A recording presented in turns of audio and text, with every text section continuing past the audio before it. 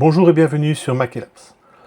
Avant de continuer notre application photo et d'ajouter une nouvelle fonctionnalité, je tenais à me présenter. En fait, je m'appelle Steve, je suis développeur depuis de nombreuses années. J'utilise quotidiennement les technologies Microsoft, comme notamment Power Apps, Power BI, Power Automate, SharePoint, Visual Studio pour le développement de solutions métiers. À travers cette chaîne, je souhaite partager mon expérience de terrain, des astuces concrètes et des projets complets que vous pourriez reproduire, que vous soyez débutant ou déjà expérimenté.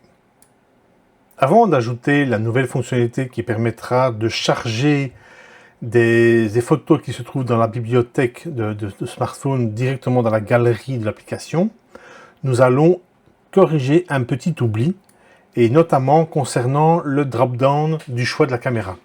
Donc en fait, le drop-down de la choix de la caméra, effectivement, on l'avait relié à Camera 1 Available Device, mais effectivement, il faut lui dire que quand on change cette valeur, automatiquement, la caméra s'adapte. Comment faire? On va dans le On Change du drop-down. On va y mettre une nouvelle variable, set var camera ID, virgule.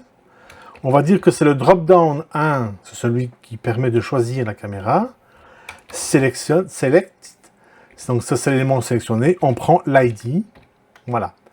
Donc on a mis, chaque fois qu'on va changer la valeur qui est ici, ça va se mettre dans le caméra ID. Et à ce moment-là, on retourne dans la caméra, ici. Plutôt que d'avoir un numéro ici, qu'est-ce qu'on va mettre? On va mettre le nom de la variable, caméra ID. Et donc comme ça, si on lance l'application et qu'on change ici, voilà, vous voyez, ça fonctionne très bien. Voilà. Donc maintenant, nous allons ajouter une nouvelle fonctionnalité, c'est-à-dire qu'on peut importer des photos. Comment est-ce qu'on va faire? On va créer un nouveau screen. Voilà. Reprenons un screen... comme je vous disais, renommez-le, screen import. Dans ce screen, à ce moment-là, il nous faut le contrôle, le fameux contrôle média add picture. Voilà. Contrôle qui est ici. On va le recadrer un peu correctement. Comme vous pouvez voir, en fait, si je l'exécute, j'ai le petit ici, un label qui permet de cliquer et d'aller sélectionner les photos. Mais moi, je n'aime pas trop qu'il se situe en plein milieu de l'image. Comment faire pour le... Vous voyez, parce que si on sélectionne le tout. Comment faire pour le dissocier de l'image? Vous revenez ici, vous vous mettez ici, 3 petits points, et vous faites un groupe. C'est 3 objets qui sont regroupés, et à ce moment-là, donc voilà, donc ici, si je prends ici, cette partie ici,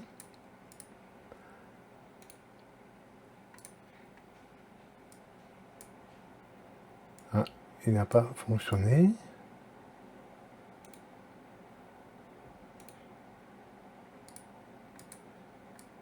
Voilà. Il était l'un au-dessus de l'autre. Donc, on va juste le réduire de taille. Je le prends, je le déplace et j'adapte le format de l'image. Mais parfois, c'est un peu capricieux de sélectionner certains éléments ou de la déplacer. Voilà. Donc voilà, donc ça, maintenant, si je le lance pour tester, une petite sauvegarde qu'on a dit d'habitude, je lance, je peux cliquer, je choisis mon image, ouvrir. Vous voyez, elle apparaît automatiquement dans l'élément qui est ici, et je peux changer de picture. Si je dis non, c'était pas celle-là, c'est celle-là, voilà.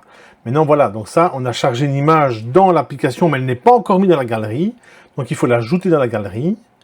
Donc pour ce faire, on va ajouter la galerie ici en bas, pour qu'on puisse visualiser effectivement les éléments déjà présents dans la galerie.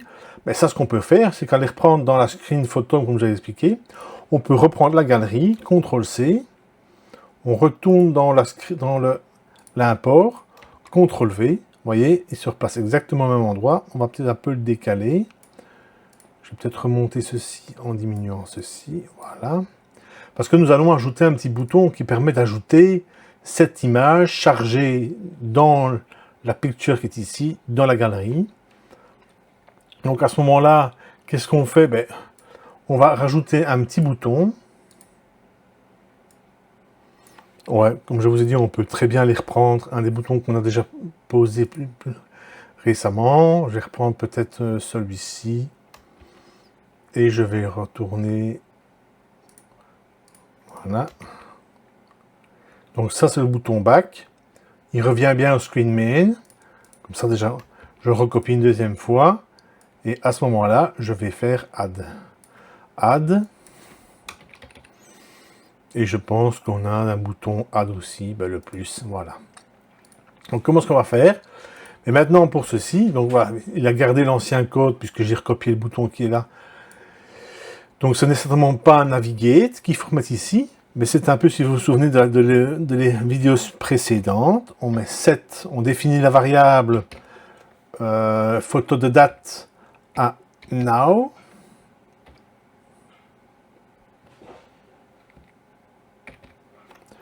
Point virgule pour séparer la suivante. On va rajouter le compteur, variable photo compteur, plus 1. Donc on incrémente de 1. Et à ce moment-là, il faut ajouter à la collection, donc collect, colonne photo. Donc c'est une collection. On commence par ça, donc c'est la picture. On peut mettre dans l'ordre qu'on veut. Hein. On peut commencer par picture, qu'on peut commencer par photo. Genre. On n'est pas toujours obligé de tout mettre, c'est imaginer autre chose. Donc à ce moment-là, ici, ben, ça s'appelle upload. Upload image 2. Point, c'est l'image. Date de la photo, ben, c'est la variable. Voilà. Et file name qui est variable photo counter. Ah, j'ai oublié, il faut refermer. Voilà, comme ceci. Ah, c'est peut-être pas le bon nom. Regardons un peu, c'est bien upload image 2. Il y a une erreur, vous voyez une erreur qui apparaît ici. Elle apparaît sous forme de petite croix rouge. Quand c'est le cas, vous cliquez dessus, vous faites Edit et vous ramène automatiquement dans la... Voilà, dans le code où se trouve l'erreur. On va chercher un peu quelle est l'erreur. Colonne photo, picture, donc c'est bien l'image, variable, cette photo. Il faut peut-être que je transforme ça. Voilà le texte. À mon avis, j'ai oublié le texte de la variable counter. Transformer comme on a dit avec 3. C'est 2 ou 3, je ne sais plus ce qu'on a mis. Voilà. Fermer la parenthèse et la proximité. On avait dit aussi qu'on rajoutait photo, un tiret et le underscore pour concaténer la chaîne photo tiré avec la variable compteur qui est un integer, on retransforme en chaîne de caractères. Dans certains logiciels, effectivement, là, on peut sommer parfois des integers avec des chaînes de caractères. Il reprend effectivement le moins restrictif, c'est-à-dire qu'il transforme automatiquement l'integer en string. C'est pas le cas ici. Alors maintenant, il faut bien, une fois qu'on l'a ajouté, ben, il faut resetter, en fait, il faut effacer cette photo-là. Et donc à ce moment-là, qu'est-ce qu'on fait? On fait un reset pour effacer. J'ai oublié de mettre le point virgule, c'est pour ça qu'il ne me propose pas. Voilà, reset, qu'est-ce que c'est? C'est ce petit bouton-là qu'on appelle ici, dans ce cas-ci, c'est le Add Media Button 2. Donc je reviens ici dans mon code, je sais, Add Media Button 2. Voilà. On peut faire le test. On enregistre, on lance l'exécution. Si je fais Add, vous voyez, ça s'ajoute. Voilà. Et donc si je reviens le back automatiquement, ma photo est ici. Donc maintenant ici, effectivement, on n'a pas rajouté, on ne sait plus. Il faut quand même pouvoir accéder à ce screen import. Ben, c'est pas grave, comme dans photo. On va mettre ici import.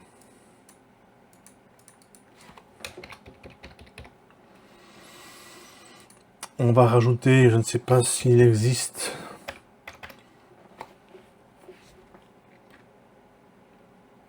Un petit icône qui peut ressembler à un document, une photo. Rajoutons, enfin ça n'a pas beaucoup d'importance, hein. Vous ferez ça beaucoup mieux que moi. Voilà, ici c'est pas tout à fait un notebook, mais bon voilà, on va peut-être dire, ben, si je vois ici un espèce de téléphone. Voilà, donc là il faut mettre un navigate. Navigate c'était le photo, puisqu'on a recopié-collé, donc ici c'est import. Voilà, donc maintenant si je l'exécute, import, je viens bien ici, j'ajoute, forcément, si j'ajoute là, mais il ajoute ça fait l'image par défaut qui est là, c'est pas le cas, il faut cliquer ici. On va prendre le paysage, voilà, je l'ajoute à la bibliothèque, je reviens. Voilà. Donc normalement, ceci, si maintenant je le sauve, normalement, ces nouvelles photos là vont apparaître dans notre liste SharePoint. On va tout de suite aller voir notre liste SharePoint.